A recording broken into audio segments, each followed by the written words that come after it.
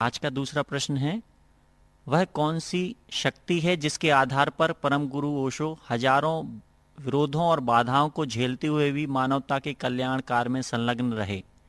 पूछती हैं डॉक्टर सुनीता अमृतसर से।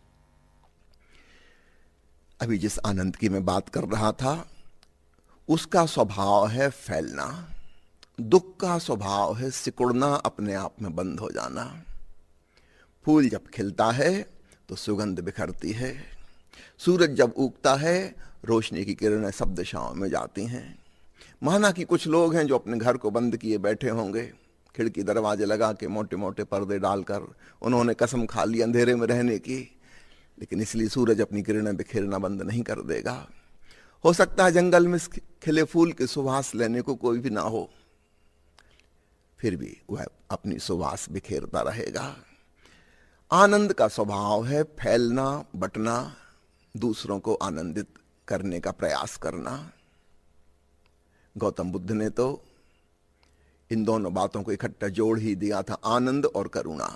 अगर केवल आनंद हो और करुणा ना आए तो है आनंद संदेहास्पद है। तुम कहोगे सूरज तो उग गया लेकिन रोशनी की किरणें नहीं है, तो फिर भूल हो गई, सूरज नहीं होगा। ये कोई पेंटिंग का सूरज होगा, सचमुच का सूरज नहीं। तुम पूछती हो किस शक्ति के आधार पर ओशो अपना कार्य करते रहे। एक आंतरिक बल होता है, सत्य का बल। और भीड़ असत्य में जी रही, उसके पास बल नहीं होता। वो कहावत है ना, सत्यमेव जयते। माना कि भीड़ नहीं सुनती, नहीं मानती, बहुत विरोध करती, उसके बावजूद भी सत्य की एक ताकत होती है। जीसस के पास कौन सी ताकत थी और महावीर के पास कौन सी शक्ति थी कि हमने उनको महावीर कहा। महावीर उनका नाम नहीं था, नाम तो उनका वर्धमान था। सुनो यह छोटा सा गीत। भटके को राह दिखाकर, सोते हुए को जगाकर, भूखे को भोजन देकर, जल प्यासे को पिलाकर, अंधकार में दीप जलाकर, रोते हुए को हंसाकर, मैं पुलकित होती हूँ, हाँ बहुत तृप्त होती हूँ।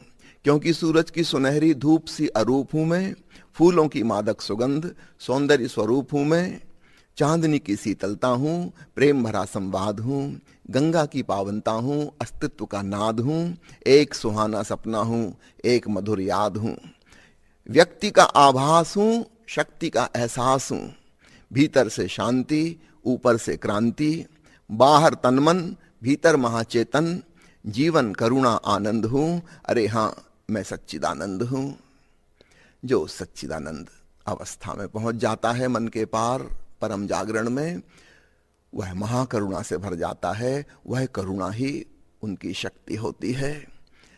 जैसे बादल बरसते हैं, जैसे सूरज से प्रकाश झरता है, जैसे फूल से सुगंध, जैसे नदी बहती है, बस ऐसे ही जीवन का नियम, धम्म ताओ जागृत पुरुषों के भीतर से कार्य करता है। वे बांटते हैं, लुटाते हैं, यह उनका स्वभाव है।